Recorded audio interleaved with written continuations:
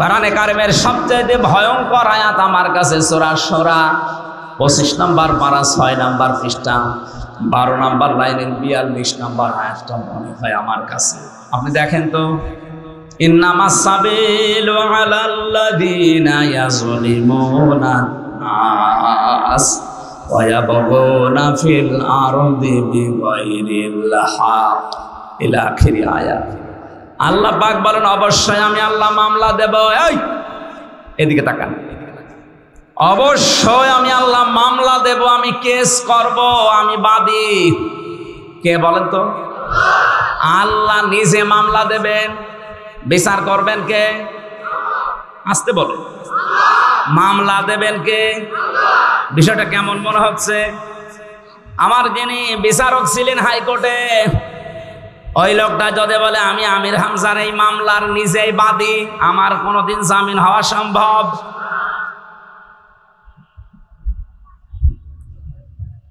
আরে ভাই, আমি তো 3 বছর থেকে আসলাম অন্য কারণে। আমার যদি এরকম কোনো সাধারণ মানুষ মামলার বাদী হইতো, ওর মুখ বন্ধ করার জন্য 5 লাখ 10 লাখ 50 লাখ টাকা মুখের উপরে মেরে মুখটা বন্ধ করে দিতাম। মামলার বাদী তো এরকম সলিমুদ্দি কলিমুদ্দি না। মামলার বাদী একেবারে সরাসরি জিবরাইল। এজন্য ওরে টাকা খাওয়িয়ে কাজ নেই। যে মামলার বাদী যত বড় হয়, বিচার তত ঝামেলা। কি আজকে বাংলাদেশে কারো বিরুদ্ধে যদি প্রধানমন্ত্রী নিজে মামলা করে, ওইটা তো ছোটখাটো। হ্যাঁ, আল্লাহ বলেন আমি মামলার বাদী। কাদের? নিজে অন্যায় করার পর নিরপরাধ কোনো ব্যক্তি, কোনো জাতি, কোনো গোষ্ঠী, কোনো দলের উপরে দোষটা যদি চাপিয়ে দেন, আজ হোক কাল হোক, ওইটা কিন্তু প্রকাশ হবে। যদিও এই দেশে হয় না। 2 দিন আগে সিএম কাদেরের বক্তব্য শোনেননি? 1 মিনিট 37 সেকেন্ড উনি বক্তব্য দিয়েছে, সব ফাঁস হয়ে গেছে। সত্য যা বলেছে কথাটা একেবারে খাপের খাপ। মমতাজের বাপ বিদে গেছে। আমি নাম নিলাম না তাই, বাস্তবে এইটাই। নিজে অন্যায় করছেন, আজ নিজে জুলুম করছেন, আর একটা নিরপরাধ ব্যক্তি, গোষ্ঠী, দল, জাতি, তার উপরে দোষটা চাপিয়ে নিজে মনে করছেন আমার কিছু হবে না। আরে উপরে বসে উনি তো আর ক্ষীর খাচ্ছে না, উনি সব দেখতেছে। ওয়ালা তাহসাবান্নাল্লাহা গাফিলান আম্মা ইয়ামালুজ যালিমুন ইন্নামা ইউআখিরুহুম লিয়াউমিন তাশখাসু ফীহিল আবসার।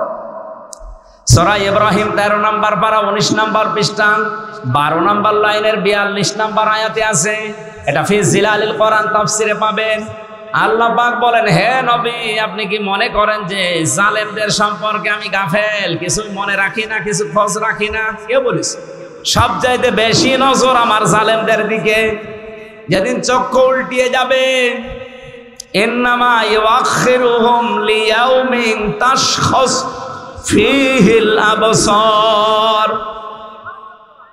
মানুষের যেদিন দিক দাঁড়া হারিয়ে যাবে, চোখ উল্টানোর মতো হবে, এই দিন পর্যন্ত ওদেরকে আমি একটু ছাড় দিয়েছি।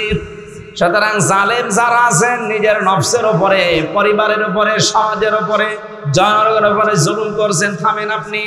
আপনাকে আল্লাহ ছাড় দিয়েছে, ছেড়ে দেবে না। ইয়াজলিমুনা নাস, ইয়াজলিমুনা এটা মোজারে, বর্তমান ভবিষ্যৎ, প্রেজেন্ট ফিউচার। এখানে ইয়াজলিমুনাল মুসলিমুনা নেই, ইয়াজলিমুনা নাস। যারা মানুষ হয়ে মানুষের উপরে জুলুম করে, তাদের অধিকার নষ্ট করে, আল্লাহ বলেন আমি নিজে তাদের মামলার বাদী, আমি নিজে মামলা করব।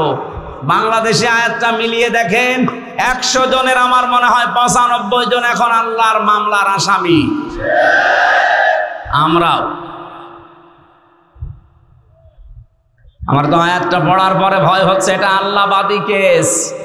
এখানে যদি পুলিশ এসে কোনো কাজ করে, আপনি যদি বাধা দেন, তাহলে কেস হবে পুলিশবাদী কেস। এই কথা বলছে না কেন?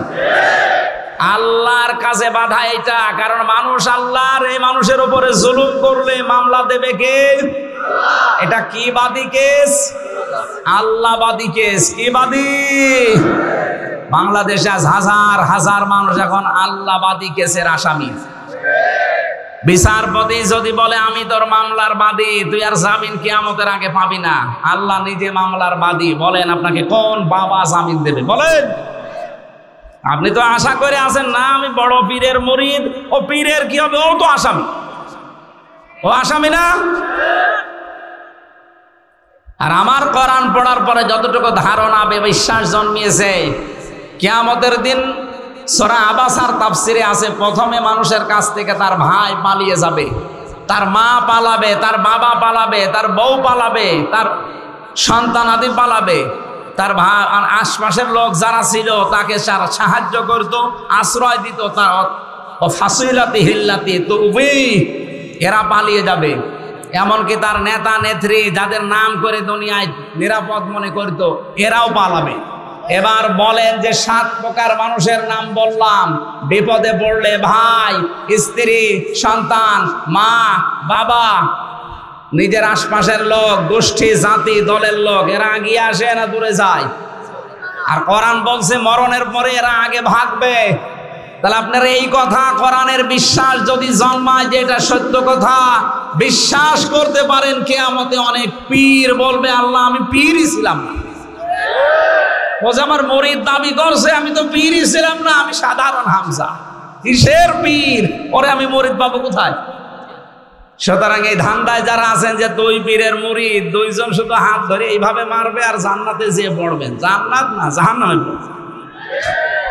কারো উপরে ভরসা করে লাভ আছে না। যাদের নাম আল্লাহ দিলেন এরাই যদি পালায়, পীর সাহেব বললাম না, বলবে আল্লাহ আমি পীর ছিলাম না, তুমি অন্য কিছু করো। যেন আমরা যেন আল্লাহর মামলার আসামি হয়ে না যায়, খুব ভয়ঙ্কর জিনিস এটা। আল্লাহ রাব্বুল আলামিন সূরা বাকারার ভেতরে নামকরণে গুরুত্বপূর্ণ এই শিক্ষাটা আমাদের দিতে চাইলেন। নিজে অন্যায় করে যদি নিরপরাধ বড় মানুষকে ফাঁসিয়ে দেন, মনে করছেন এই দলের লোক, এই গোষ্ঠী, এই জাতি, এই লোকটাই যাতে যারা সাপোর্ট করে তারা বিপদে পড়ে যাবে না। উনি তো বসে বসে ঘাস কাটতেছে না, উনি সব দেখছে। আসমাউ ওয়া আরা, আমি সব দেখছি, আমি সব শুনছি। মুসা নবীকে যেই দিন ফেরাউনের সামনে হযরতে মুসাকে আল্লাহ লাগিয়ে দেন, যান লাগেন, ওরা যখন বড় বড় যেসব সাপ বানিয়ে বিচ্ছু বানিয়ে ফেলছিল, মুসা নবী মানুষ হিসাবে ভয় পেয়ে গিয়েছিল।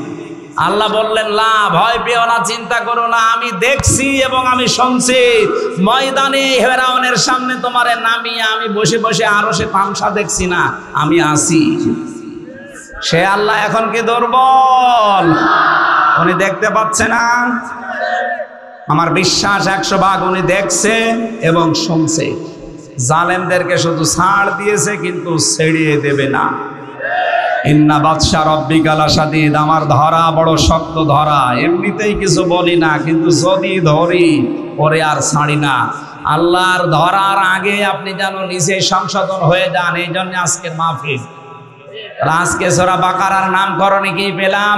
নিজে অন্যায় কাজ করে কোন নিরপরাধ ব্যক্তি, গোষ্ঠী, জাতি, দলের উপরে যদি চাপিয়ে নিজে মনে করেন আমি নিরাপদ হয়ে গেলাম, পারবেন না। যে কোনো কায়দায় সত্যের কাঁটি নড়বেই, আপনাকে আল্লাহ ধরাবেই। এই বিশ্বাস কোরআনে করেন তো? আল্লাহ তাআলা সূরা বাকারা থেকে এই শিক্ষাটা নিয়ে আমাদের প্র্যাকটিক্যালি আমল করার তৌফিক দিন, আমিন। 190 নম্বর আয়াত থেকে আমরা পড়েছি। আল্লাহ রাব্বুল আলামিন বলেন অকাতিলু, তোমরা লড়াই করো। শব্দটা শুনলে যেন মনে হচ্ছে আল্লাহ মনে হয় মারামারির পক্ষে। হ্যাঁ, কে আপনি জিজ্ঞেস করেন তো, যারা বাংলা পড়তে পারে বলেন অকাতিলু, তোমরা সবাই মিলে লড়াই করো। কাতালা ইউকাতিলু মুকাতালাতান, এটা ভাবে মুফাআলা, এর বাংলা অর্থ হচ্ছে পরস্পর লড়াই করা, পরস্পর মুখোমুখি লড়াই করা, মারামারি করা। তাহলে আল্লাহ মারামারির পক্ষে। ফালাম তাকতুলুহুম ওয়ালাকিন্নাল্লাহা কাতালাহুম, সূরা আনফালের ভেতরে আল্লাহ জানিয়েছেন, এরা 17 নম্বর আয়াত, হে নবী আপনি তো ওই কাফেরদেরকে হত্যা করেননি, বরং আমি আল্লাহ নিজে তাদেরকে হত্যা করেছি। অমা রমাইতা ইদ রমাইতা ওয়ালাকিন্নাল্লাহা রামা। ওই যে বালি নিক্ষেপ করেছিলেন ওটা আপনি নিক্ষেপ করেননি, ওটা শুধু সামনে আপনি ফিকে মেরেছিলেন, বাকি প্রত্যেকের চোখের উপরে পৌঁছিয়ে দেওয়ার দায়িত্ব পালন করেছি আমি আল্লাহর কুদরত। এ সমস্ত আয়াতগুলো দ্বারা বোঝা যায় আল্লাহ মারামারির পক্ষে। কেন এই শব্দটা দিয়ে আল্লাহ আয়াত শুরু করলেন? বিশ্বে যদি আপনি শক্ত হতে দাঁড়াতে না পারেন, এরকম শক্তি সামর্থ্য যদি তৈরি করতে না পারেন, বিড়াল পর্যন্ত আপনার দিকে বড় চোখ করে তাকাবে। আপনি একটু ঘুরে দাঁড়ান, একটু শক্ত হন, পেছনের শক্তি সঞ্চয় করেন। কোরআনে কারীম জানিয়েছে, হে নবী, ওরা ইসলাম ধ্বংস করার জন্য যেইগুলো হাতে নেয় উল্টিয়ে ওইটা আপনি ইসলামের পক্ষে কাজে লাগাতে দাঁড় করান। আজ ওরা অস্ত্র শস্ত্র তৈরি করছে ইসলাম ধ্বংস করার জন্য, আপনি উল্টিয়ে ওইটা ইরানের মতো শক্তিশালী হন। আজ ইরানের মতো যদি ওরা যাই করুক না কেন, যে মুসলিম ওদের বলেন, ইরানের মতো যদি বিশ্বের 57টা মুসলমান রাষ্ট্র একটু দাঁড়িয়ে যেত, ইসরায়েল এমনিতেই ভয়ে পোশাক করে ফেলত। বাকিগুলো সব এই 56টা আছে বিড়ালের মতো, আর ওই 81 হয়ে করবে কি? আজ খালি দোয়া করার পক্ষে আছে ফিলিস্তিনকে বাঁচাও না, আল্লাহ কাতিলু দিয়ে আয়াত শুরু করতেন না। মারামারি করো, লড়াই করো, সংগ্রাম করো। লড়াই সংগ্রাম করতে হলে পেছনে যেটা লাগে সে ব্যাকআপ আমাদের নেই। আমরা 57টা মুসলিম রাষ্ট্রকে আহ্বান জানাবো, সবাই শক্তি সঞ্চয় করেন। ওদের তো শক্তি শুধু ইমানের কোনো শক্তি নেই, ওদের বাহ্যিক কিছু শক্তি আছে, ওগুলো ধ্বংস করার জন্য আমাদের যা আছে এর সাথে ইমানের শক্তি যোগ হলে সব প্রসাবের মতো ভেসে যাবে। হ্যাঁ, ওদের লড়াই আর আমাদের লড়াইয়ের ভেতরে পার্থক্য আছে। আমাদের লড়াইটা ইবাদত আর ওদের লড়াইটা, কোরআনে কারীম জানিয়েছে, আল্লাযীনা আমানু ইউকাতিলুনা ফি সাবিলিল্লাহ, যারা ঈমানদার তারা লড়াই করবে কিন্তু রাস্তা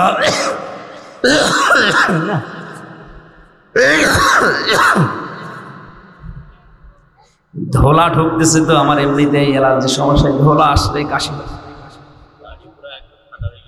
না, দাড়ি সাদা, আমি সাদা হয়ে যাচ্ছে। দিনের বেলায় আর মাহফিল নেবেন না ভাই, এই গরমের সময় দরকার হয়, দরকার নেই, 1 বছর পরে নেন। যে গরু দিয়ে চাষ করে খাবে না, গরুই যদি মরে যায়, চাষ করবেন কিন্তু কষ্ট হয়ে যাচ্ছে আসলে। আল্লাযীনা কাফারু ইয়াকাতিলুনা ফি সাবিলিত তাগুত, যারা কাফের তারাও লড়াই করবে, সংগ্রাম করবে, মিছিল করবে, মিটিং করবে, তাদেরও কাজ কারবার হবে। কি হবে? তাদের কাজটা হবে তাগুতের রাস্তায়, শয়তানের রাস্তায়। ফাকাতিলু আউলিয়া শাইতান, তোমরা লড়াই করার জন্য প্রস্তুতি নাও শয়তানের অনুচরদের বিরুদ্ধে। ইন্না কায়দা শাইতানি কানা দাঈফা, শয়তানের যত চক্রান্ত সব একেবারেই দুর্বল। শুধু দুর্বল না, দাঈফ না, দাঈফা, একালিপ টান দিয়েছেন আল্লাহ। শয়তানের যত চক্রান্ত আছে সবগুলো একেবারেই দুর্বল, মাকড়সার জালের চাইতেও দুর্বল। জোরে বলেন সুবহানাল্লাহ। আজ ফিলিস্তিনদের পক্ষে শুধু দোয়া করা না, মুসলমানদের আহ্বান জানাবো, যদি ঈমান নিয়ে মরতে চান, যেহেতু ঈমানের 3টা স্তর আছে, অন্যায় দেখলে প্রথমে প্রতিবাদ জানানো হাত দিয়ে, এরপরে মুখ দিয়ে, এরপরে অন্তর দিয়ে। আমাদের কিছুই নেই, শুধু অন্তরে ঘৃণা করে আল্লাহ তুমি যা করো করো, হবে না। আপনাদের যতটুকু আছে যদি আমরা একটু নড়াচড়া করি, ওরা ওদের সাহস দেখাতে পারবে না, থেমে যাবে, কারণ ওদের ঈমানের কোনো শক্তি নেই, জাগতিক কিছু শক্তি আছে। আল্লাহ রাব্বুল আলামিন মুসলমানদের পায়ের নিচে যত সম্পদ দিয়েছেন, এরা যদি শুধু একটু ঈমানের দিকে তাকিয়ে ওইটা বন্ধ করে দেয়, ওদের প্লেন, ওদের উড়োজাহাজ, ওদের বিমান সব বন্ধ হয়ে যাবে, ওরা না খেয়ে পড়বে। আল্লাহ বিশ্বের মুসলমানদেরকে এটা বোঝার তৌফিক তুমি জরুরি দান করো, বলেন আমিন। আল্লাহ মারামারির পক্ষে এসে এই কথা এমনিতে বলে নাই। আমাদের মারামারি হবে, আমাদের লড়াই হবে, সংগ্রাম, মিছিল, মিটিং, যাই বলেন, বৈঠক, সব আল্লাহর রাস্তায়। কার রাস্তায়? ওরাও করবে ওগুলো, কিন্তু ওরা শয়তানের রাস্তায়, মানুষের তৈরি করার নিয়ম নীতি কায়েম করার জন্য। আল্লাহ তাআলা এতটুকু বলেই শেষ করে দেননি, আল্লাযীনা ইউকাতিলুনাকুম, তোমরা তাদের বিরুদ্ধে লড়াই করো যারা তোমাদের বিরুদ্ধে লড়াই করে। আজ তামাম দুনিয়ার সবচাইতে বড় মাজলুম জাতি মুসলমানেরা। ইসরায়েল যেভাবে মুসলমানদেরকে হত্যা করার জন্য আরম্ভ করেছে, আমরা মনে করছি শুধু ফিলিস্তিনের ব্যাপার। কে বলেছে আপনাকে?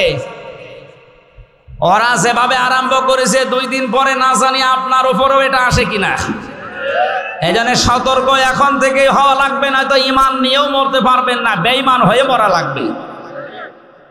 আমাদের লড়াই সংগ্রাম হবে, কিন্তু সাবধান আমরা যেন সীমা লঙ্ঘন না করি।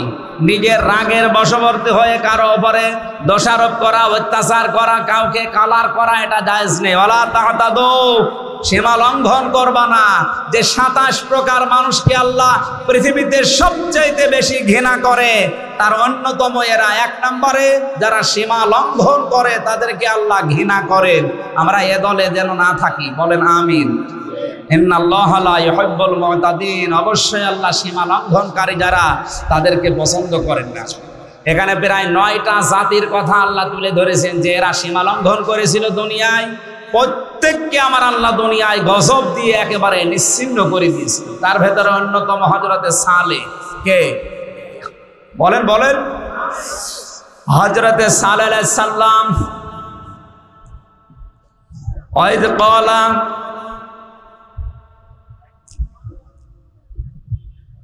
কোরআনে কারিমের সূরা আনআমের আরাফের সূরা আরাফের ভেতরে আল্লাহ ঘোষণা দিয়েছেন তাদের বিরুদ্ধে।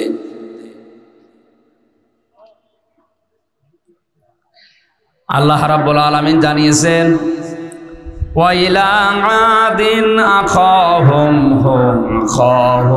সালিহা ক্বালা ইয়া কওমি ইবুদুল্লাহা মা লাকুম মিন ইলাহিন গায়রুহু قد جاءتكم بينة من ربكم هذه ناقة الله لكم آية فذروها تأكل في أرض الله ولا تمسوها بسوء فيأخذكم عذاب أليم।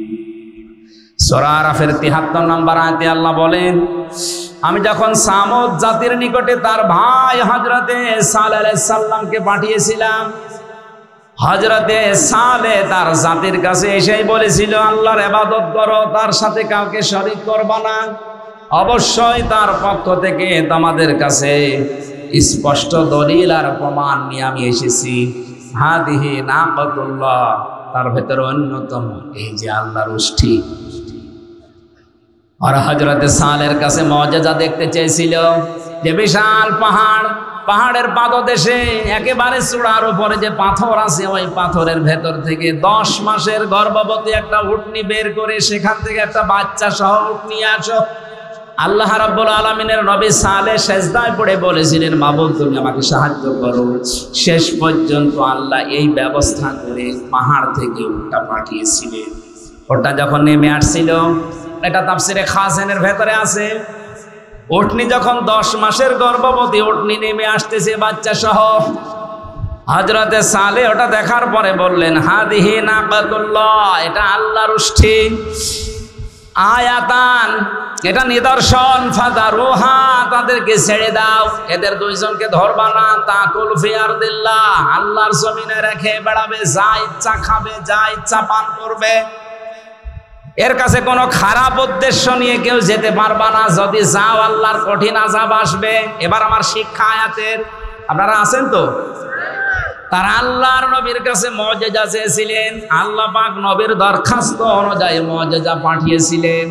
এই মুআজিজার কাছে খারাপ উদ্দেশ্যে যাওয়া নিষেধ ছিল। মুআজিজার যেখানে ইচ্ছা যাবে, যা ইচ্ছা খাবে। কিন্তু জাতির লোকেরা ভুল করেছিল এইটা, মুআজিজা যেখানে ইচ্ছা যাবে, যা ইচ্ছা খাবে, খেতে তো দেয়নি, যেতে তো দেয়নি। আগে তার বাচ্চাটাকে মেরেছে, এরপরে উষ্টিটাকে মেরেছে। আল্লাহ রাব্বুল আলামিন বলেছিলেন যেখানে যাবে যেখানে খাবে খারাপ উদ্দেশ্য নিয়ে আসবে না। এসেছিল আল্লাহ সীমা লঙ্ঘনের কারণে আযাব দিয়ে পুরা জাতিকে আল্লাহ ধ্বংস করে দুনিয়া ইতিহাস তৈরি করে রেখেছেন। এটা আবার কোরআনে দিয়েছেন খেলা করার জন্য, শিক্ষা নেওয়ার। সালেহ আলাইহিস সালামের যে মুজিজা উষ্ঠি তার চাইতে আমাদের নবীর মুজিজা কোরআন দামি কম না বেশি? বলেন বলেন। আল্লাহ রাব্বুল আলামিন কোরআনে কারীমকে নাযিল করে জানিয়েছেন কোরআন যেখানে ইচ্ছা যাবে, যা ইচ্ছা করবে। কারণ 500 বিধানে কোরআনে আল্লাহ দিয়েছেন। এই 500টা বিধান ব্যক্তি, পরিবার, সমাজ, রাষ্ট্রে সব জায়গায় যাওয়ার ক্ষমতা রাখে না রাখে না? আজ আমরা যারা বাধা দিতে চাই যে না এখানে আসতে দেব না, এখানে আসতে দেব না, কোরআন শরীফ থাকবে শুধু এতিমখানায়, মসজিদে, খানকায়, মাদ্রাসায়, বাকি যে জায়গাগুলো আছে একটা জায়গায় আমরা কোরআন আসতে দেব না। আপনি বাধা দিচ্ছেন আল্লাহর আয়াতকে। এই কথা বলেন না কেন? সূরা আহজাবের 34 নম্বর আয়াত, এখানে রব্বুল আলামিন জানিয়েছেন আযকুর রাব্বাকা ফি বাইতিকা আযকুরনা মা ইউতলা ফি বুয়ুতিকুন্না মিন আয়াতিল্লাহি ওয়াল হিকমা। তোমরা তোমাদের ঘরের ভেতরে আল্লাহর আয়াতগুলো এবং হিকমতপূর্ণ বিষয়গুলো তেলাওয়াত করো। তাফসিরে আমি 9টা ঘরের কথা পেয়েছি। এখানে ঘর মানে শুধু আমাদের এই বেড়ার ঘর না, এখানে ঘর মানে যারা পৃথিবী চালাতে পারে তাদের ঘর। এই বাংলাদেশ যারা চালায় আমরা তাদের ভেতরে অন্যতম মনে করি সংসদ ভবন। এই কথা বলেন না কেন? বিভিন্ন মন্ত্রণালয় বলেন, এরপরে বিভিন্ন এমপিদের যে জায়গাগুলো আছে, এরপরে ডিসিদের যে ঘরগুলো আছে, এসপিদের ঘর আছে, টিওনোদের ঘর আছে, ওসিদের ঘর আছে, মেয়রদের ঘর আছে, সর্বোপরি উপজেলা চেয়ারম্যান এবং মেম্বারদের ঘর আলাদা আলাদা আছে না নেই? এই ঘরগুলোর ভেতরে যদি আল্লাহর আয়াতগুলো তেলাওয়াত কামাই করা বিষয়ের কি আযাব, এগুলো আমি মজা চাকতে দেই যেন ফিরে আসে, কিন্তু মানুষ তো ফিরে আসে না, ওদের বৃদ্ধি আরো বাড়ে, বলে এগুলো প্রাকৃতিক দুর্যোগ। প্রাকৃতিক দুর্যোগ বলে কিছু নেই, সব আমাদের হাতের কামাই করা বস্তু। আল্লাহর এই আয়াত, আল্লাহর নিদর্শন, এই মুজিজা কোরআন যেখানে ইচ্ছা যাবে, যা ইচ্ছা খাবে, যেখানে ইচ্ছা ব্যবহার হবে, এগুলো আমরা করতে দেইনি। সালেহ আলাইহিস সালামের জামানায় উটকে যেমন ওরা ক্ষতি করেছিল, আমরাও আজ বিভিন্ন জায়গায় ডাইরেক্ট ইনডাইরেক্ট কোরআনের ক্ষতি করছি। আল্লাহ আমাদেরকেও আযাব পাঠাচ্ছে এই কারণে। আমরা কোরআনকে যেখানে যাওয়ার দরকার ওখানে পৌঁছিয়ে দেই, আমার জীবনও উন্নত হবে, দেশেরও সমৃদ্ধি বাড়বে। দ্বিতীয় নম্বরে আল্লাহ দিয়েছেন হযরতে সালেহ আলাইহিস সালামের পরে দিয়েছেন শুআয়ব আলাইহিস সালামের জামানার কিছু কথা। এগুলো এই যে 7টা বা 9টা জাতির কথা কোরআনে আল্লাহ তুলে দিলেন শিক্ষা নেওয়ার জন্যে। শুআয়ব আলাইহিস সালামের জাতিকে আল্লাহ ধ্বংস করেছিলেন 2টা কারণে। কয়টা? আজকে আমি রাজশাহী শহরে বিমানবন্দরের পেছনে যেখানে জমার নামাজ পড়িয়েছি ওখানে এই 2টা বিষয় টাচ দিয়েছিলাম। শুআয়ব আলাইহিস সালামের জাতিকে আল্লাহ ধ্বংস করেছিলেন কয়টা অপরাধের কারণে? সীমা লঙ্ঘন করেছিল তারা 2টা বিষয়ে। 1 নম্বরে ফাউফুল কায়লা ওয়াল মিজান ওয়ালা তাবখাসুন নাসা আশিয়াহুম ওয়ালা তুফসিদু ফিল আরদি বা'দা ইসলাহিহা। ওরা ওজনে কম বেশি করত, এ বাংলাদেশে তো নেই। ওজন মানে আপনি কি মনে করেন শুধু দাড়ি পাল্লায় যারা ওজন করে এই ওজন? না, এই যে আমি যে চেয়ারে বসে আছি এখানে ওজন আছে, কারণ আমি যা পড়ে এসেছিলাম, যা বলতার জন্য এসেছিলাম, আজ অনেকের কারণে এগুলো ডেলিভারি দিতে পারছি না, বলতে পারছি না। আমি নেওয়ার সময় তো ঠিকই লেখাপড়া করে নিয়েছিলাম, দেওয়ার সময় এখন আর ডেলিভারি দিতে পারছি না, আমিও ধ্বংসের ভেতরে আছি। আর আমাকে যারা এভাবে বাইন্ডিং দিয়েছে তারা নিরাপদে আছে। আপনিও ওজনে কম বেশি করছেন। আজ কলেজ, বিশ্ববিদ্যালয়, বিভিন্ন মাদ্রাসা, হাই স্কুলের শিক্ষক শিক্ষিকা যারা ক্লাসে দেওয়ার সময় আর ঠিক মতো দিতে চায় না, বলে প্রাইভেট পড়া লাগবে, কোচিং করা লাগবে। অথচ ওনারা কিন্তু শিক্ষা নেওয়ার সময় ভালোভাবে শিক্ষা নিয়েছিল। আপনি নেওয়ার সময় তো বিভিন্ন জায়গায় শিক্ষা ভালোই নিলেন, দেওয়ার সময় এখন আর দিতে চান না, তখন প্রাইভেট পড়া লাগবে, কোচিং করা লাগবে। আপনি ওই লুল্লিল মুতাফফিফিনের ভেতরে সামনে। যারা নেওয়ার সময় বেশি নেয়, দেওয়ার সময় কম দেয়, এদের জন্য আল্লাহ বলেন এরা ধ্বংস হয়ে যাক। বলেন নাউজুবিল্লাহ। এইরকম সীমা লঙ্ঘন আমাদের দেশেও চলছে। ওজনে কম বেশি করা এটাও ধ্বংসের কারণ। এরকম 7টা বিষয় আমি সামারাইজ করেছি। যারা অশ্লীলতা ছড়ায়, যারা অপচয় করে, যারা এই পৃথিবীতে অশ্লীলতা ছড়াচ্ছে, অপচয় করছে, এবং যারা সবগুলো আমার নোটে আমার মনে নেই এখন। 27টা বিষয় আমার পড়া ছিল। এই 27টা বিষয় যে মানুষগুলো দুনিয়াতে আঞ্জাম দেবে, করবে, তার অন্যতম সীমা লঙ্ঘন করা। এদেরকে আমার আল্লাহ নিজের পক্ষ থেকে জানিয়েছেন, আমি এদেরকে ভালোবাসি না, ঘৃণা করি, ঘৃণা করি, ঘৃণা করি। কোরআনে কারিমের সবচাইতে বড় সূরা সূরা বাকারা। কোন সূরা? বলেন বলেন। এই সূরার 286টা আয়াত আছে, 40টা রূপ আছে। মাত্র একটা আয়াত পড়েছি, আয়াতের নাম্বার 190। এই আয়াত থেকে শুরু করব আমরা। 27 প্রকার পর্যন্ত যদি যেতে পারি ভালো, না পারলে যতক্ষণ যাওয়া যায় আযান পর্যন্ত মাগরিবের। আল্লাহ আমাদেরকে যেন তৌফিক ভিক্ষা দেন, বলেন আমিন। কোরআন সূরা থেকে আলোচনা করতে হলে, যেহেতু এখানে উপাধ্যক্ষ আছে, অন্যান্য আলেম ওলামা আছে, তাফসীর করার জন্য যে সমস্ত নিয়ম নীতিগুলো আছে, উসুলে তাফসীরের মূল নীতি 13টা। তার 1 নম্বরে কোনো আয়াত থেকে যদি জনগণের সামনে কথা বলতে হয়, আব্দুল্লাহ ইবনে মাসউদ রাদিয়াল্লাহু তাআলা আনহু তিনি তাফসীরে কাবীরে তাফসীর করার জন্য যে সমস্ত নিয়ম নীতি দিয়েছেন, তার ভেতরে অন্যতম 5টা। 1 নম্বরে কোরআনের ওই আয়াতটা শুদ্ধভাবে তেলাওয়াত করে মানুষকে আগে শোনানো, আমরা পড়েছি নাকি? 2 নম্বর, যে ভাষায় কথা বলে তার মাতৃভাষায় আয়াতের অর্থ মানুষকে আগে জানানো, সরল অর্থ আমরা করবো ইনশাআল্লাহ। 3 নম্বরে আয়াতের প্রেক্ষাপট, ঐতিহাসিক যে নিয়ম নীতি আছে, শানে নজুল বলে আমরা যারা জানি, এই কথাটা আগে মানুষকে জানানো যে কেন আল্লাহ আয়াত নাযিল করেছিল।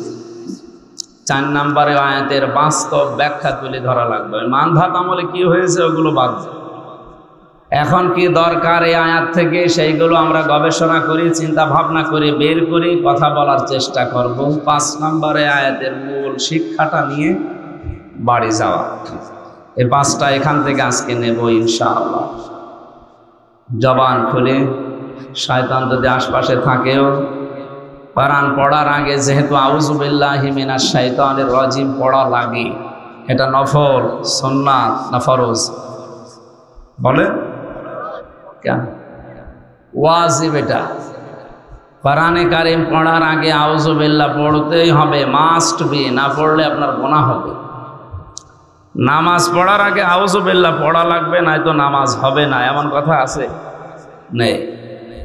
রোজা রাখার আগে কেউ যদি আউযু বিল্লাহ না পড়ে, ওর রোজা হবে না, আছে?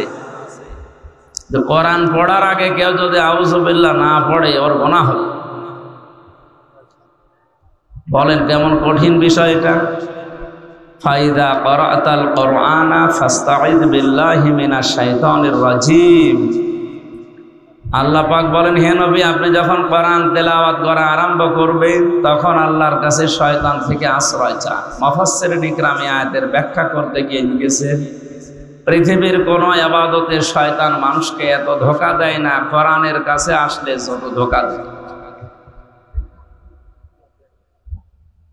কারণ শয়তান জানে, কোরআন যদি মানুষের কাছে আসে আর মানুষ যদি কোরআন বোঝার চেষ্টা চালায়, আমি শয়তানি করার জায়গা পাবো না। কারণ শয়তানি করার যত রাস্তা আছে, কোরআন সব রাস্তা বন্ধ করতে পারে না, পারে না? এজন্য এর কাছে আসতে হবে। বিশ্বনবী মুহাম্মদুর রাসূলুল্লাহকে যেদিন আল্লাহ নবুয়ত দান করেন, ওদিন জিবরাইল তাকে 3 বার চেপে ধরেছিলেন। এই কথাগুলো জন্মের পর থেকে আমরা শুনছি নাকি? 3 বার তাকে চেপে ধরার পরে তিনি বলেছিলেন, মা আনা বিকারি, আমি পড়তে পারি না, কি পড়বো? হযরতে জিবরাইল বলেন, ইয়া রাসূলুল্লাহ সাল্লাল্লাহু আলাইহি ওয়াসাল্লাম পড়েন, ইকরা বিসমি রাব্বিকাল্লাযী খালাক। 1টা 2টা না, পরপর 5 আয়াত নবীজিকে জিবরাইল শুনিয়েছে। ফেরেশতা জিবরাইল নবীর সাথে 5টা আয়াত পরপর পড়েছিলেন। তাফসীরে কাবীরে মুফাসসির আল্লামা ফখরুদ্দিন রাজি রহমতুল্লাহ আলাইহি লিখেছেন, মনে হচ্ছে জিবরাইল যদি সূরা আলাক পুরাটা শেষ করতেন, মুহাম্মদ রাসূলুল্লাহ পুরাটাই জিবরাইলের সাথে পড়তে পারতেন। প্রশ্ন আসতে পারে, প্রথম 3 বার তাকে বুকে চাপ দেওয়ার পরে কেন তিনি পড়লেন না? তিন বার তাকে বুকে চাপ দিয়েছিলেন, 3 বার বললেন আমি কি পড়বো, আমি পড়তে জানি না, কেন বললেন? টিকায় ব্যাখ্যায় লেখা আছে এটা নবীজি যেন জানাতে চেয়েছেন, ভাই জিবরাইল এতক্ষণ পর্যন্ত আপনি বলছিলেন পড়েন পড়েন পড়েন, কি পড়ব? আপনি যখন বললেন বিসমি রব্বিকা, ওই রবের নামে পড়েন, আল্লাযী খালাক, যিনি আপনাকে বানিয়েছে, তখন আমি পড়া আরম্ভ করেছি, কারণ রব ছাড়া অন্য কারো নামে আমি পড়তে পারি না। রব ছাড়া কোনো নামে আমি পড়তেই পারি না, এটা আমার বিবেকে মেনে নেয় না।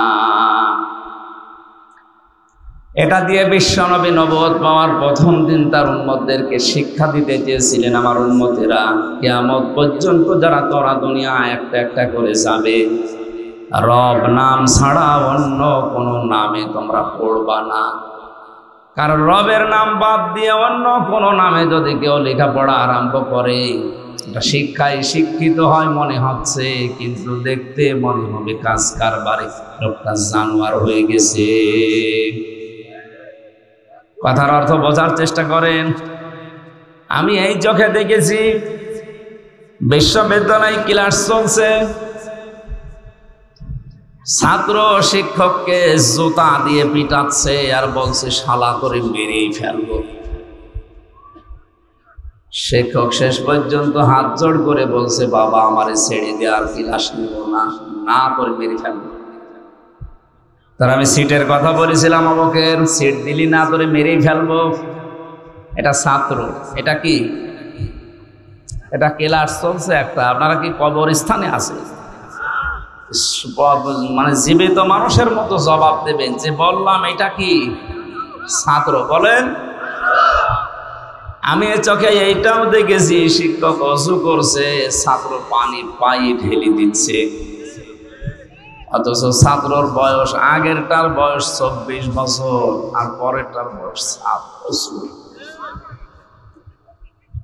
ছাত্র তো দুইটাই, ওইটাও ছাত্র এইটাও ছাত্র। এটা কোরআনের স্পর্শ পাওয়ার কারণে এখনো কোরআন পড়তেই পারে না, কেবল বিসমিল্লাহির রহমানির রহিম বলে কোরআন আরম্ভ করেছে। এ কারণে কোরআনে কারীম তাকে মানুষের মতো মানুষ বানিয়ে দিচ্ছে। আর ওইটার কাছে কোরআন নেই, মাস্টার্স হয়ে যাচ্ছে, ওটা জানোয়ার হয়ে গেছে। কথা যদি না বোঝার ভান করে থাকেন, আমি কিন্তু এখনই বন্ধ করে দেব। বুঝতেছেন? কোরআন মানুষকে কোন জায়গায় পৌঁছিয়ে দেয়, আর কোরআন না থাকলে মানুষ কোথায় পৌঁছায়? বিশ্বনবীকে এই জন্যই আল্লাহ পাক জানিয়েছেন, হে নবী আপনি পড়েন, কিন্তু আপনার রবের নামে পড়েন। নবীজি উম্মতদেরকে এইটাই শিক্ষা দিয়েছিলেন যে পড়তে চাও, হে জিবরাইল আমি প্রথমেই যদি জানতাম যে রবের নামে পড়া লাগবে, তোমারে 3 বার বলা লাগতো না, আমি প্রথমে আরম্ভ করে দিতাম। তুমি প্রথমেই খালি বলেছো ইকরা ইকরা ইকরা, পড়ো। তো কি পড়বো? তুমি তো নাম বলবা যে রবের নামে পড়ো। এদেশের যারা শিক্ষা ব্যবস্থায় আছেন, এই তাফসীর মাহফিল থেকে 18 কোটি মুসলমানের পক্ষ নিয়ে আমি আমির হামজা বলছি, যারা দায়িত্বে আছেন আল্লাহর নামে পড়ার ব্যবস্থা আরম্ভ করে, তাহলে মানুষ হব আমরা। আল্লাহর নাম বাদ দিয়ে ওই বানরের নাম নিয়ে, সিম্পাতির নাম নিয়ে, সিম্পাজির নাম নিয়ে যদি পড়া আরম্ভ হয়, শিক্ষিত হবে কিন্তু মানুষ হবে না, জানোয়ার হয়ে যাবে। বলেন তো, যে ছেলেটা মাস্টার্স পাস করার পর কয়েকদিন বিসিএস পরীক্ষা দিয়ে টিকবে, এরপরে দুনিয়ার কোন চেয়ারে বসবে, এই লোকটা, যে লোকটা ক্লাসে স্যান্ডেল দিয়ে শিক্ষক পিটাতে পারে, একটা সিট দেয়নি এই কারণে, সেই লোকটা যদি কোনো চেয়ার পায়, ও কি করবে? চেয়ারের অবস্থা বলেন। নবীজি জানিয়েছেন, মান ক্বারাআল কোরআনা, যে ব্যক্তি কোরআন পড়বে, ফাস্তাজহারাহু, এবং কোরআনকে এজহার করবে। এজহার মানে, এজহার শব্দের শাব্দিক অর্থ হচ্ছে প্রকাশ করা, স্পষ্ট করা, দাঁড় করানো। 99টা অর্থ আছে এজহারের। কোরআন শুধু পড়ে তা না, কোরআনকে এজহার করার জন্য, দাঁড় করানোর জন্য, কায়েম করার জন্য, প্রতিষ্ঠা করার জন্য, স্পষ্ট করার জন্য যারা চেষ্টা চালাবে, কেন চেষ্টা চালাবে? এর পরের শব্দে দেখেন, ফাস্তাজহারাহু দেওয়ার পরে নবীজি দিয়েছেন ফাহাল্লা হালালাহু ওয়া হাররামা হারামাহু। কোরআন যদি কায়েম হয়ে যায়, প্রতিষ্ঠিত হয়ে যায়, স্পষ্ট থাকে, তাহলে হালালকে হালাল মানা আর হারামকে হারাম মানা সহজ হবে। কোরআন যদি শুধু পড়া পর্যন্ত থাকে, এদিকে তাকান, কোরআন যদি শুধু পড়া পর্যন্ত থাকে, এটা যদি এজহার না হয়, যদি কায়েম না হয়, তাহলে অনেক হালাল জিনিস আছে, হালাল জানার পরও আপনি মানতে পারবেন না। অনেক হারাম জিনিস আছে যেটা জানার পরও আপনি মানতে পারবেন না, এরকম পরিবেশ থাকবে। কিন্তু কোরআন যদি কায়েম থাকে, ওই পরিবেশ উল্টিয়ে যাবে। বাংলাদেশে সবাই আমরা জানি ঘুষ খাওয়া হারাম, সুদ খাওয়া, বলেন বলেন, জেনা করা, কিন্তু এমন এমন দৃশ্য এই দেশে, এমন এমন পরিবেশ তৈরি আছে কোরআন না থাকার কারণে। কোরআন আছে কিন্তু এজহার নেই, স্পষ্ট নেই, কায়েম নেই, কোরআন প্রতিষ্ঠিত নেই। এই কারণে এ জানার পরও আমরা অনেকে অনেক জায়গায় বাধ্য হই হারাম কাজগুলো করতে। এরকম জায়গা নেই? এই যে ব্যাংকিং ব্যবস্থা, সেই ইসলামী ব্যাংক বলেন আর যে ব্যাংক বলেন, এদেশে যদি যাকাত ভিত্তিক অর্থনীতি রাষ্ট্রীয়ভাবে কায়েম না হয়, যদি ফেরেশতা জিবরাইল এসে এই দেশে বাস করে, সে ডাইরেক্ট হোক ইনডাইরেক্ট হোক সুদ খাওয়া লাগবে তারে। আনন্দ বলেন কেন? কেন মানে আজকের সভাপতি না টুপি মাথায় দিয়ে আছে, এর ভেতরে সুদ আছে। আনন্দ না, উনি 200 টাকা দিয়ে ভালো টুপি কিনলো, তো টুপিটা যে ফ্যাক্টরিতে বানিয়েছে, সেই লোকটা লোন নিয়ে ফ্যাক্টরি বানিয়েছে। আমি নিচে গেলাম না, এভাবে গোড়ায় হাত দিতে গেলে দেখা যাচ্ছে আমিও ধরা পড়বো, দরকার নেই। সুতরাং এই জন্য বলছিলাম, জিবরাইল যদি এদেশে এসে বলে আমি বসবাস করবো এই রাজশাহীতে, ওর ঔষধ খাওয়া লাগবে, উপায় নেই। উপায় নেই, কারণ কি? কারণ কোরআন দেশে খালি পড়া আছে, এজহার নেই। কি নেই? কোরআন যদি সত্যি এজহার অবস্থায় থাকতো, প্রতিষ্ঠিত অবস্থায় থাকতো, আপনি জেনা করে বাঁচতে পারতেন না। কথা বলেন না কেন? আজ অনেকে জেনা করার পরে মিষ্টি বেলায়, বাংলাদেশে নেই? 100টা জেনা করার পরে উনি এখন সাকসেস, এজন্য মিষ্টি বিলোচন করছে। যদি কোরআন প্রতিষ্ঠিত থাকতো, 100টা না, ওই একটা করার পরে ওরা আগা কেটে দিত, তখন বাকি 99টা আর কিছু করতে পারতো। প্রথমটাই আগা কাটা শেষ।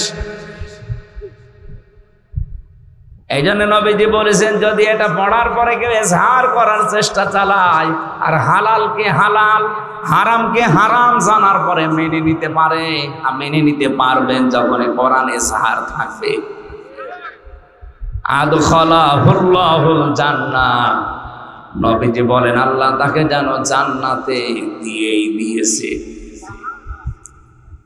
এই আলেম না আপনি জেনারে, এখানে আলেম বসে আছে, উপাধ্যক্ষ।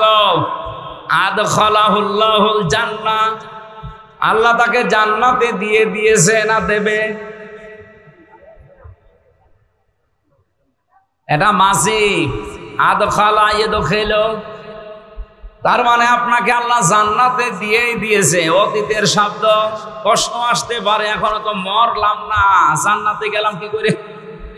তার মানে সত্যি যদি আপনি কোরআন পড়ার মতো পড়েন, এই যে মান করাল কোরআনা, যে ব্যক্তি কোরআনকে পড়েছে, এখন করা কি? কোরআন পড়ার ব্যাপারে আল্লাহ পাক 3টা শব্দ কোরআনে দিয়েছেন, করা, রাতালা, তালাওয়া। এই 3টা শব্দের অর্থই হচ্ছে শুধু পড়া না, শুদ্ধ করে পড়া। ওর মানে বা অর্থ বোঝা, ওখান থেকে প্রাপ্ত জ্ঞানের ওপরে প্র্যাকটিক্যাল লাইফে সেট করা।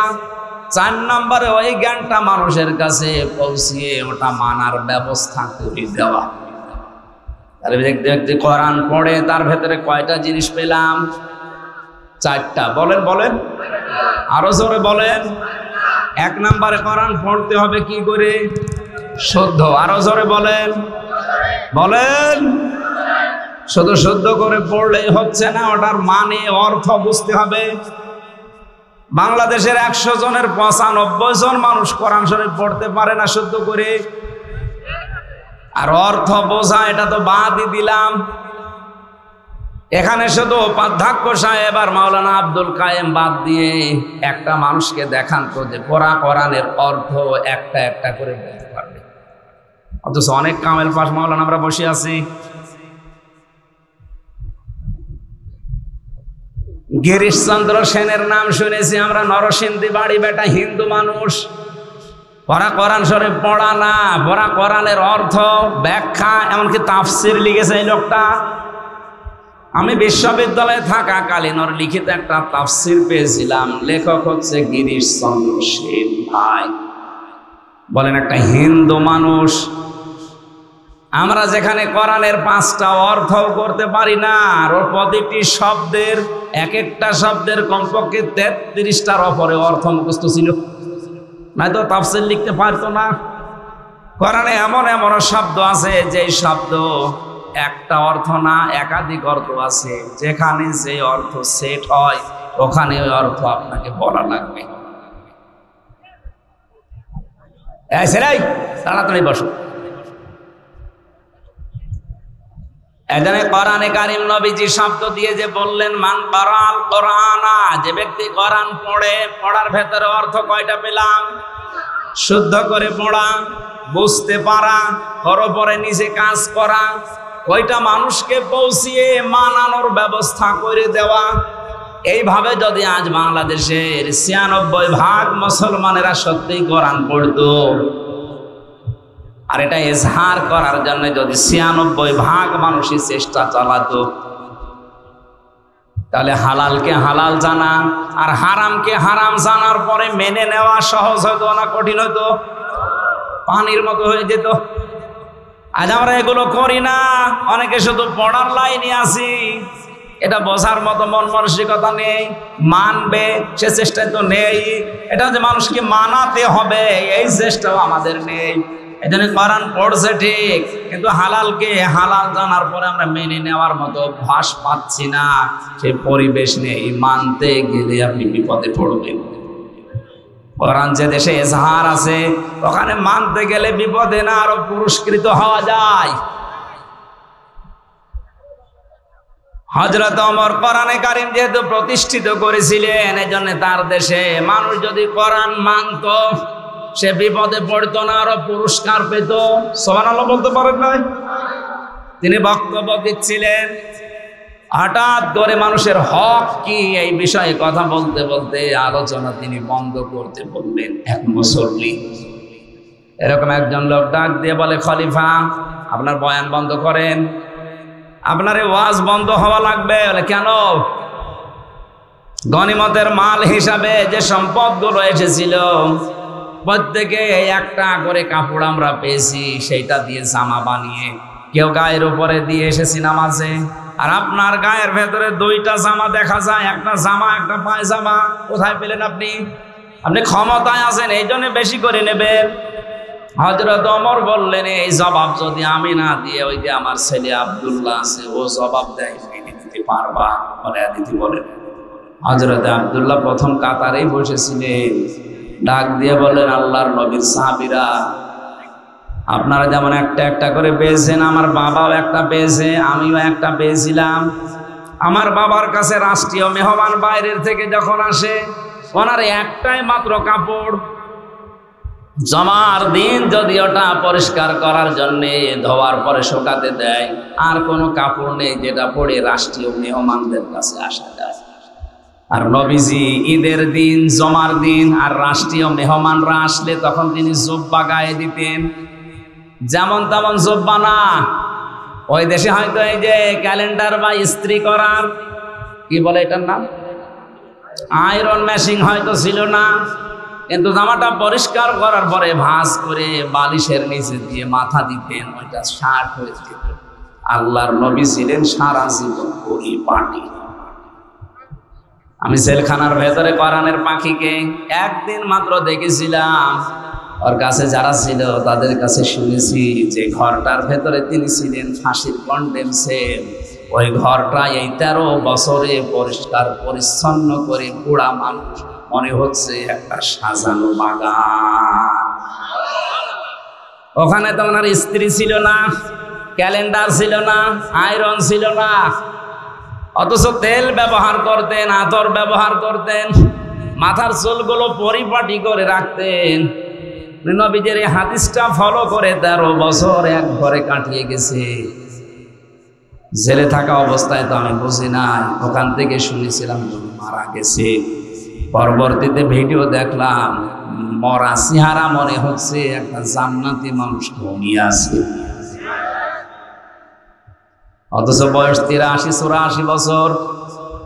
আমার এই 33 বছরে আমি পরিষ্কার থাকতে পারি না, চিন্তায় টেনশনে পাগল হয়ে যায়।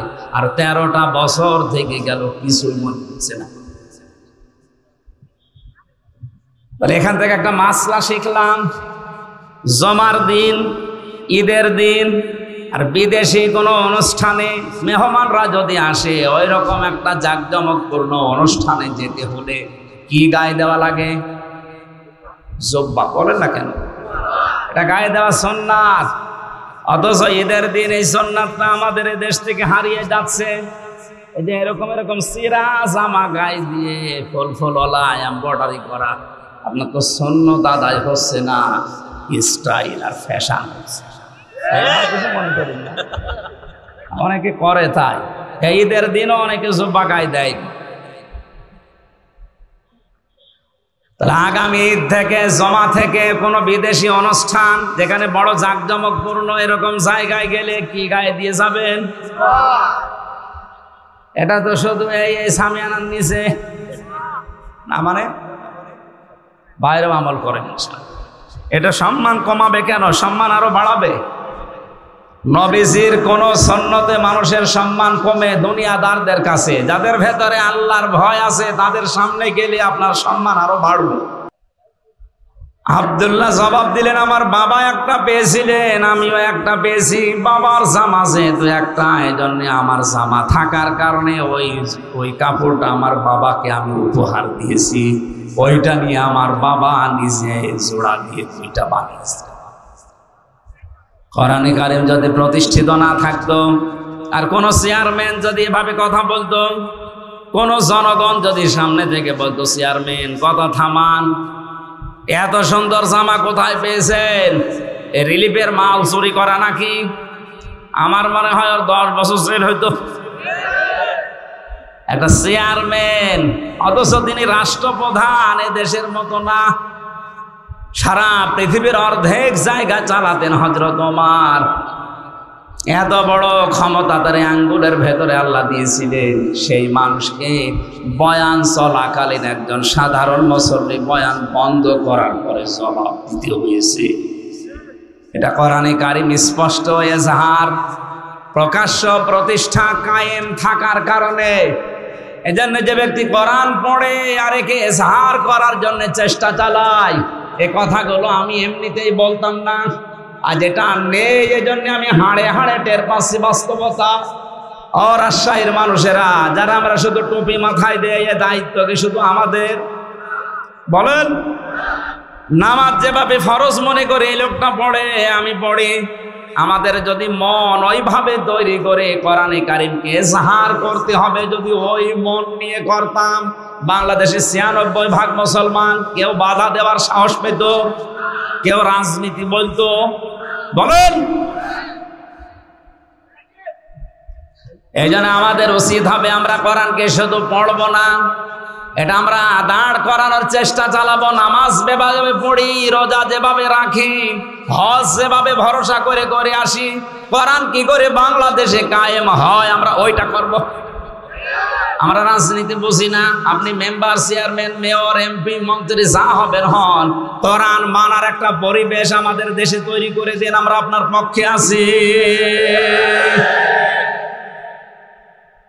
এটা যদি রাজনীতি মনে করেন করেন, কারণ আমরা কোরআনের খাদেম, কর্মী, কামলা যাই বলেন, মরণের আগ পর্যন্ত আমি চেষ্টা করেই যাব, কারণ আমি বেতন চাই। কি চাই? কোরআনের পক্ষে যদি কাজ করি আমি বেতন পাবো, আর বেতনের নাম হচ্ছে জান্নাত। ওইটাই আমার উদ্দেশ্য। এই জন্য আপনার উদ্দেশ্য এটা হওয়া লাগবে, আপনাকে আল্লাহ পাক জান্নাতে দেবে না, জান্নাতি দিয়েই দিয়েছে। অশাফাআহু ফি আশারাতিন মিন আহলি বাইতিহি কুল্লুহুম ক্বাদ ওয়াজাবাত লাহুন নার। তাকে সুপারিশ করার জন্য এমন যোগ্যতা আল্লাহ কিয়ামতে দেবে 10 জনের ব্যাপারে তার পরিবারস্থ লোক থেকে, যারা জাহান্নামে যাবে এ সিদ্ধান্ত হয়ে গিয়েছিল। আল্লাহ পাক ওই সিদ্ধান্ত পাল্টিয়ে আপনার সুপারিশের কারণে কোরআনের ইজ্জতে শেষ পর্যন্ত পরিবারের 10 জন মানুষকে জান্নাতে প্রবেশ করাবে। সেই কোরআন শোনার জন্য এই প্রচন্ড রোদের ভেতরে আপনি বসে আছেন গরমে। আল্লাহ পাক যেন এই হাদিসটা আমাদের প্র্যাকটিক্যাল লাইফে আমল করার তৌফিক দেন, বলেন আমিন। সূরা বাকারার নামকরণের ভেতরে আমরা পড়েছি আল বাকারা। এই শব্দটা এই সূরার ভেতরে আল্লাহ নাযিল করেছেন, ওখান থেকে নামকরণ করা হয়েছে সূরা বাকারা। ঐতিহাসিক প্রেক্ষাপটের ভেতরে আমরা পেয়েছি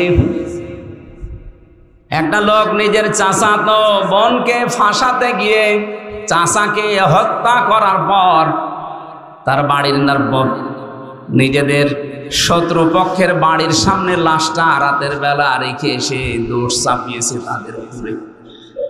হযরত মুসা আলাইহিস সালামের কাছে তারা সবাই মিলে গেছে, বিচার করে দেন। হযরত মুসা প্রথম যে কথাগুলো বলেছিল ওরা হাসির তামাশায় উড়িয়ে দিয়েছে। তিনি প্রথমে বলেছিলেন গরু জবাই করো। এটা যদি জবাই করে তারা ফেলতো তাহলে আর প্রশ্ন আসতো না। গরু জবাই করো বলার পরে ওরা এটাকে হাসি মনে করে বলছে গরু জবাই করব। এ গরুর কালার কেমন হবে, এ গরুর বয়স কেমন হবে। আল্লাহ রাব্বুল আলামিন তাদের এই কথা শোনার পরে, অবান্তর প্রশ্নগুলো করার পরে এমন শর্ত জুড়ে দিয়েছে শেষ পর্যন্ত গরু পাওয়া যায় না। এখানে একটা মাসলা বের হয়, আলেমদের কাছে কোনো কিছু জিজ্ঞাসা করার পরে যদি সহজভাবে জবাব দিয়ে দেয়, বারবার আপনি পেছাবেন না। কথা বুঝতেছেন? বারবার যদি পেছাতে থাকেন ওইটা কিন্তু কঠিন হয়ে যাবে। এখানে তালাকের একটা মাসলা এসেছিল আজকে। যেহেতু 2টা মত আছে, 4 ইমাম এক মত দিয়েছে, অন্যান্য ইমামরা আর একটা মতে আছে। হ্যাঁ, ওই মত আমরা মানি না, কিন্তু শ্রদ্ধা করি। আহলে সুন্নাত আল জামাত আমরা যারা মেনে চলি, অনুসারী যারা, তারা জানি বা বুঝি বা এই ফতোয়াই দেয় যে এক জায়গায় 3 তালাক দিলে তালাক হয়ে যাবে, সে রাগের মাথায় দেন আর এমনি দেন। অন্যান্য ইমাম যারা ফেকার আছে তারা বলেছে না, বিশেষ করে আহলে হাদিস দাবি করে যারা, সালাফদেরকে মেনে চলে, কথা যারা বলে, ওনারা সে মত মানে। ওনারা বলতে চায় এক জায়গায় 100 বার দিলে, এমনকি 29 দিন 30 দিন যদি একাধারে কেউ তালাক তালাক তালাক বলতেই থাকে, ওরা 30 দিন মিলে হবে একটা। এটা একটা মত আছে, আপনি মানলে ওটা মানে, অসুবিধা। আহলে সুন্নাত ওয়াল জামাতের মত 4 ইমামের, যে এক জায়গায় যদি রাগের মাথায় আর আনন্দে যেভাবেই হোক 3 বার কেউ বলে, ওর বউ তালাক হয়ে গেল। আমার মাসলা বলার উদ্দেশ্য না এখানে, উদ্দেশ্য আছে কোনো বিষয় জানার পরে আপনার যেটা সহজ হয় এটা আপনি মেনে নিয়ে জীবন চালান, অসুবিধা নেই, কিন্তু বারবার আপনি পেঁচাবেন না কোনো জিনিস। মুসা নবীর জামানায় এই লোকগুলো বারবার পেঁচিয়েছে। প্রথমে যদি গরুটা জবাই করতো তাহলে মিটে যেত ছাতা। বারবার বলছে গরুর বয়স কেমন হবে, রং কেমন হবে, এ গরু কি খাবে। বারবার প্রশ্ন করার পরে মুসা নবী আল্লাহকে বলে, আল্লাহ একটা একটা করে কঠিন জিনিস দেয়। শেষে বলেছে গরু বয়স হবে মাঝারি, রং হবে হালকা হলুদ। ও খুঁজেই পাওয়া যায় না শেষ পর্যন্ত। পাওয়া তো গেছে এক বড়ি, এক বড়ির গরু পাওয়া গেছে, সবাই টাকা পয়সা কালেকশন করে গরুটা জবাই করার পরে যখন গোশতটা ওই মৃত মানুষের লাশের উপরে লাগিয়েছে, মৃত মানুষ থেকে কথা বের হয়েছে, হ্যাঁ আমাকে হত্যা করেছে আমার নিজের আপন ভাইয়ের ছেলে, আমার ভাতিজা। শত্রুপক্ষকে ঘায়েল করার জন্য, তাদেরকে দুর্বল করার জন্য এই কাজ করেছে। আপনি এখান থেকে কি বুঝলেন? শুধু ঘটনা শুনে হা করে আছেন কেন? কিছু নিয়ে যাওয়া লাগবে এখান থেকে। নিজে অন্যায় করার পর নিরপরাধ কোন ব্যক্তি, কোন জাতি, কোন গোষ্ঠী, কোন দলের উপরে দোষটা যদি চাপিয়ে দেন, আজ হোক কাল হোক, ওইটা কিন্তু প্রকাশ হবে। যদিও এই দেশে হয় না। 2 দিন আগে জিএম কাদেরের বক্তব্য শোনেননি? 1 মিনিট 37 সেকেন্ড উনি বক্তব্য দিয়েছে, সব ফাঁস হয়ে গেছে সত্য। উনি যা বলেছে কথাটা একেবারে খাপের খাপ, মমতাজের বাপ বিধে গেছে। আমি নাম নিলাম না তাই, বাস্তবে এইটাই। নিজে অন্যায় করছেন, আজ নিজে জুলুম করছেন, আর একটা নিরপরাধ ব্যক্তি, গোষ্ঠী, দল, জাতি তার উপরে দোষটা চাপিয়ে নিজে মনে করছেন আমার কিছু হবে না। আরে উপরে বসে উনি তো আর ক্ষীর খাচ্ছে না, উনি সব দেখতেছে।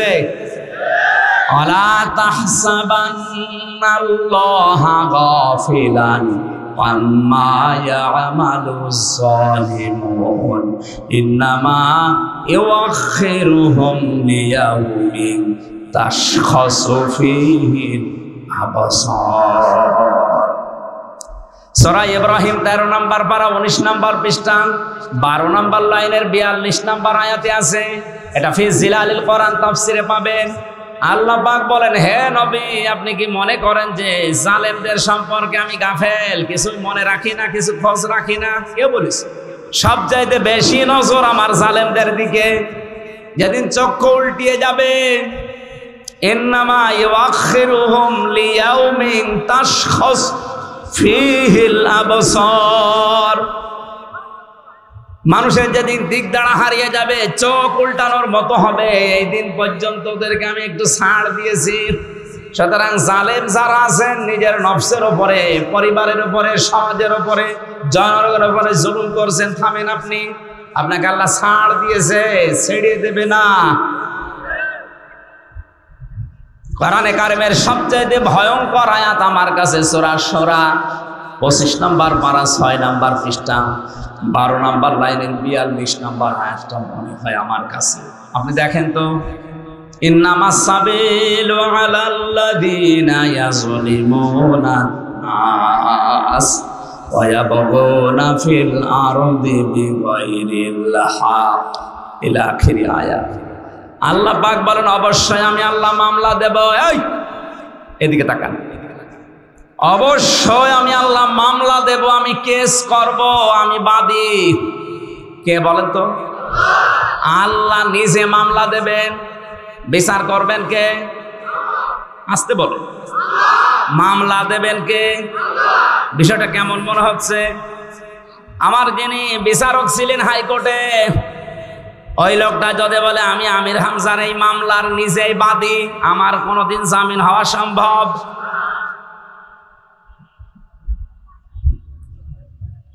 আরে ভাই, আমি তো 3 বছর থেকে আসলাম অন্য কারণে। আমার যদি এরকম কোন সাধারণ মানুষ মামলার বাদী হইতো, ওর মুখ বন্ধ করার জন্য 5 লাখ 10 লাখ 50 লাখ টাকা মুখের উপরে মেরে মুখটা বন্ধ করে দিতাম। মামলার বাদী তো এরকম সলিমুদ্দি কলিমুদ্দি না। মামলার বাদী একেবারে সরাসরি জিবরাইল। এজন্য ওরে টাকা খাওয়িয়ে কাজ নেই। মামলার বাদী যত বড় হয়, বিচার তত ঝামেলা। কি আজকে বাংলাদেশে কারো বিরুদ্ধে যদি প্রধানমন্ত্রী নিজে মামলা করে, ওইটা তো ছোটখাটো। হ্যাঁ, আল্লাহ বলেন আমি মামলার বাদী। কাদের? ইয়াজলিমুনা নাস। ইয়াজলিমুনা এটা বোঝারে বর্তমান, ভবিষ্যৎ, প্রেজেন্ট, ফিউচার। এখানে ইয়াজলিমুন আল মুসলিমুনা নেই, ইয়াজলিমুনা নাস। যারা মানুষ হয়ে মানুষের উপরে জুলুম করে, তাদের অধিকার নষ্ট করে, আল্লাহ বলেন আমি নিজে তাদের মামলার বাদী, আমি নিজে মামলা করব। বাংলাদেশে আয়াতটা মিলিয়ে দেখেন, 100 জনের আমার মনে হয় 95 জন এখন আল্লাহর মামলার আসামি। আমরাও। আমার তো আয়াতটা পড়ার পরে ভয় হচ্ছে, এটা আল্লাহবাদী কেস। এখানে যদি পুলিশ এসে কোনো কাজ করে, আপনি যদি বাধা দেন, তাহলে কেস হবে পুলিশবাদী কেস। এই কথা বলছে না কেন? আল্লাহর কাছে বাধা এটা, কারণ মানুষ আল্লাহর, এই মানুষের উপরে জুলুম করলে মামলা দেবে কে? এটা কি বাদী কেস? আল্লাহবাদী কেস। কি বাদী?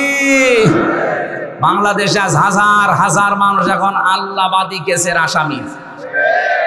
বিচারপতি যদি বলে আমি তোর মামলার বাদী, তুই আর জামিন কিয়ামতের আগে পাবি না, আল্লাহ নিজে মামলার বাদী, বলেন আপনাকে কোন বাবা জামিন দেবে? বলেন। আপনি তো আশা করে আছেন না আমি বড় পীরের মুরিদ, ও পীরের কি হবে? ও তো আসামি। ও আসামি না? আর আমার কোরআন পড়ার পরে যতটুকু ধারণা বিশ্বাস জন্মিয়েছে, কিয়ামতের দিন সূরা আবাসার তাফসিরে আছে, প্রথমে মানুষের কাছ থেকে তার ভাই পালিয়ে যাবে, তার মা পালাবে, তার বাবা পালাবে, তার বউ পালাবে, তার সন্তানাদি পালাবে, তার আশপাশের লোক যারা ছিল তাকে সাহায্য করত, আশ্রয় দিত, তার ফাসিলাতি হিল্লাতি তুবি, এরা পালিয়ে যাবে। এমনকি তার নেতা নেত্রী যাদের নাম করে দুনিয়ায় নিরাপদ মনে করত, এরাও পালাবে। এবার বলেন যে 7 প্রকার মানুষের নাম বললাম, বিপদে পড়লে ভাই, স্ত্রী, সন্তান, মা, বাবা, নিজের আশপাশের লোক, গোষ্ঠী, জাতি, দলের লোক, এরা আগে আসে না দূরে যায়?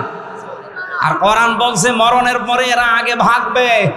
তাহলে আপনারা এই কথা, কোরআনের বিশ্বাস যদি জন্মায় যে এটা সত্য কথা, বিশ্বাস করতে পারেন কিয়ামতে অনেক পীর বলবে আল্লাহ আমি পীরই ছিলাম না। ও যে আমার মুরিদ দাবি করছে, আমি তো পীরই ছিলাম না, আমি সাধারণ হামজা। কিসের পীর? ওরে আমি মুরিদ পাবো কোথায়?